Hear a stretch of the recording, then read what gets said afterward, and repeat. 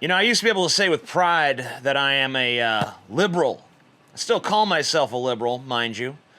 But now I look for ways to avoid saying it. And it's not because my politics have changed. I believe in a strong social safety net. I believe in single-payer health care.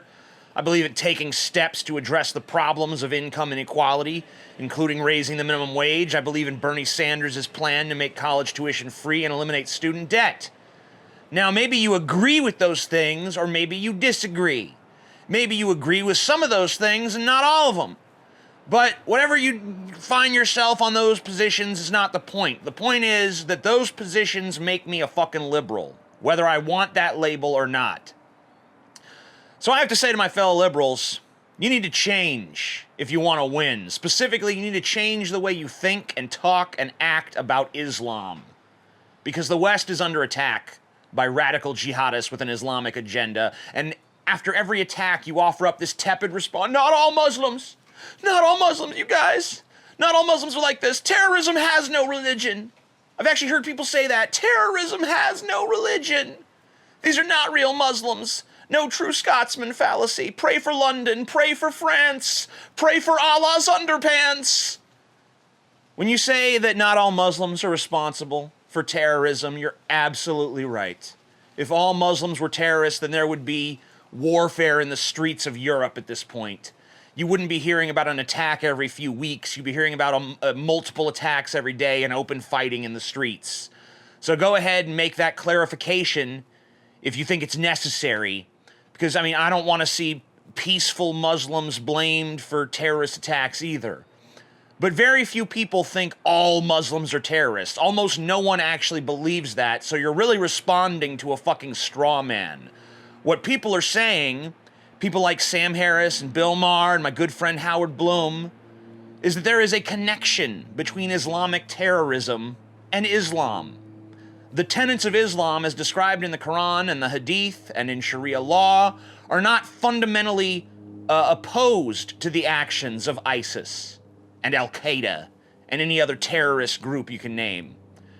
You know, Christianity and Islam are both Abrahamic religions, but they are fundamentally different in ways that people, at least some people, don't seem to grasp. You see, Christianity is tempered by the words and nature of Jesus Christ, who never killed people, who was a pacifist in most situations, who told people to turn the other cheek and to do unto others as you want them to do unto you, and who stopped executions by saying, "Let he who is without guilt cast the first stone." Now, if you want to find reasons to use the Bible in support of violence and extremism, you can find them. You can find the verses that justify it. But if you want to live a peaceful life where you treat others kindly, you can find those verses too. In Islam, it's a bit harder. Because in Islam, God's representative on earth was not a meek carpenter who preached love and charity. In Islam, God's representative on earth was a warlord and a highway robber who massacred his enemies and spread his religion at the end of a sword. If you want to know who started radical Islamic terrorism, it was a guy named Muhammad. Peace be upon him. Peace my ass. Despite what Cenk Uygur would have you believe, there are fundamental qualitative differences between Islam and Christianity. Now, I'm an anti-theist who wants to see all religions perish from this earth, but I can still recognize that Islam is the worst of the two major world religions. Because those who kill in the name of Islam aren't going against their religious texts, okay? They're following them. They're following them devoutly. In Islam, it is viewed as holy and righteous to be as much like Muhammad as you possibly can. He's viewed as the pinnacle of human perfection. He's Allah's prophet. He's spoken of with the highest reverence, and he's held up, as an example of what a Muslim should be, just as Jesus is to a Christian. But Muhammad was a fundamentally different creature from Jesus. Where Jesus told us to turn the other cheek, Muhammad told us to make war with our enemies. Where Jesus said, give your money to the poor, Muhammad gave instructions for how to pillage and plunder.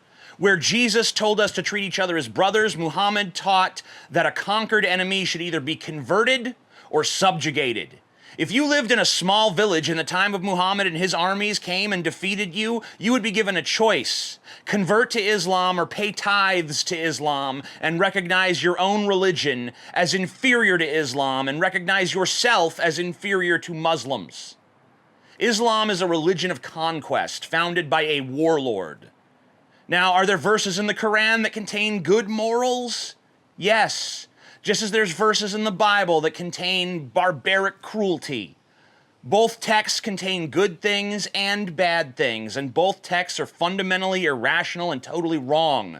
But both texts do not venerate the same kind of man, or hold up the same kind of man as the ultimate example for all to follow. The Bible holds up Jesus, a man who preached forgiveness and compassion, and the Quran holds up Muhammad, a man who preached conquest and subjugation of one's enemies. We cannot act as if this has nothing to do with our current predicament. We cannot act as if those who behave as Muhammad did are somehow an affront to Islamic doctrine. They're not. They're closely following the example of the most venerated human being in all of Islam. And we should count ourselves lucky that most Muslims don't follow the code of Muhammad, just as most Christians don't follow the code of Christ. Like, I don't see too many of these Christians giving all their money to the poor in the name of Christianity, do you? Well, Jesus said they were supposed to.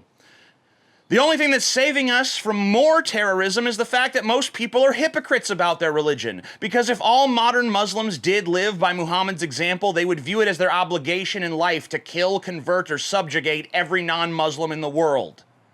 But terrorism is really only the tip of the iceberg when it comes to the problem of Islam.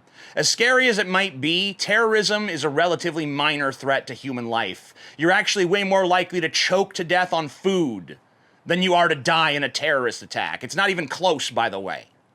So in terms of the threat posed by terrorism, it's small, it's minuscule. But there's a much more insidious and far-reaching Islamic threat that doesn't get nearly as much press coverage because it's not big and sexy and explosive and oh, look at the body parts. Oh, the fucking humanity. On July 7th of 2005, London suffered one of the worst terrorist attacks in its history. 52 people were killed by radical Islamic terrorists who bombed the London Underground trains and, I believe, a bus as well. 784 people were injured. Horrific attack that every Londoner surely remembers, but did you know that 20% of British Muslims sympathized with the 7/7 bombers? And the younger the British Muslim you ask, the more likely they are to say it was justified. 14% of British Muslims over 45 say the attack was justified, which is scary enough, but among British Muslims under 45, the number was 31%. Can you imagine that? Your country has just suffered a terrible attack that killed dozens and injured hundreds, and 31% of people in your country under 45 who share the religion of the attackers believe that the attacks are justified. That's not chump change. There are 2.7 million Muslims in England and Wales. If 20% of them think that the 7/7 bombings were justified, that's about 540,000 people who live in your country who aren't sad or angry when radical Islamic terrorists attack, but are instead viewing those terrorists with reverence, compassion, and even approval. That's nearly the entire population of fucking Albuquerque, New Mexico. There are enough Muslims in England and Wales who support or sympathize with Islamic terrorism to fill America's 32nd largest city. That's not good, folks. When liberals look at facts like that and offer up nothing more than, well, guys, we all just gotta hold hands and sing Kumbaya. Kumbaya, my lord. People are rightly spitting in their fucking faces and telling them to fuck off. Because that doesn't address the problem. It sweeps the problem under the rug. It acts like there is no problem. Here's another problem. 2 out of 3 Muslims in Britain say that they would not report a terror plot to the police. 2 out of fucking 3. So the majority of Muslims living in Britain, if they find out their neighbor is planning to kill some infidels, they won't report it. They'll stand idly by and allow people to die. That's fucking indefensible. So while it's true that only a small number of Muslims are terrorists, it seems that even Muslims living in the Western world are pretty fucking soft on terrorism. Huge numbers of them refuse to condemn it, and majorities of them say they wouldn't even report it if they knew about it beforehand. Is it really hard to see the fucking problem here? There's so much more we could get into.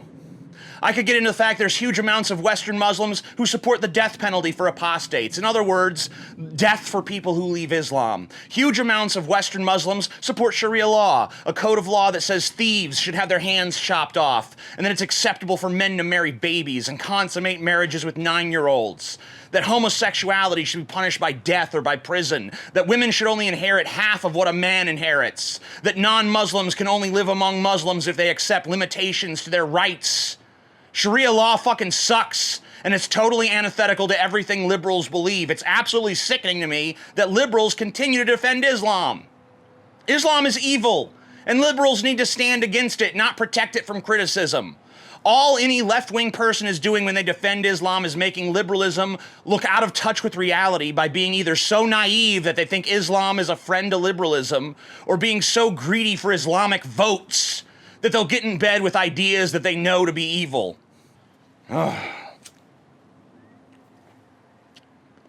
So I want to say, I'm a liberal, and I think Islam is evil. I think it's the most disgusting ideology on the face of this earth, at least that's practiced by this many people.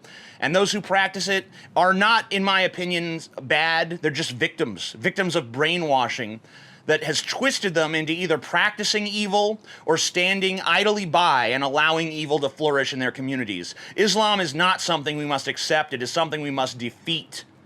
And it can't be defeated by simply putting up walls. It's still out there, right there on the other side of the fucking wall. It's there. Islam can't be accepted, and it can't just be blocked. You can't just, it doesn't exist, it's over there, it doesn't matter.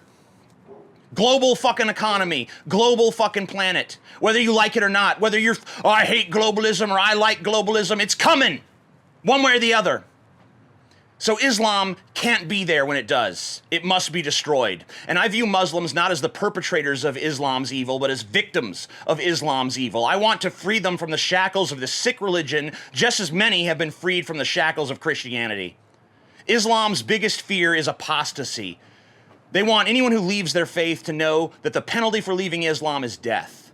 Well, I'm here to tell all Muslims that the penalty for leaving Islam is not death. The reward for leaving Islam is life. True, you might be killed by your own people, but at least you'll die a free man or a free woman, no longer under the bondage of a brutal doctrine. Life is only life when you live free. And you'll never know freedom as long as you're under the oppression of Islam. And liberals, you will never have the best interest of Muslims at heart as long as you allow them to live in such bondage. I'm TJ Kirk saying fuck Islam. Come get me. Peace the fuck out.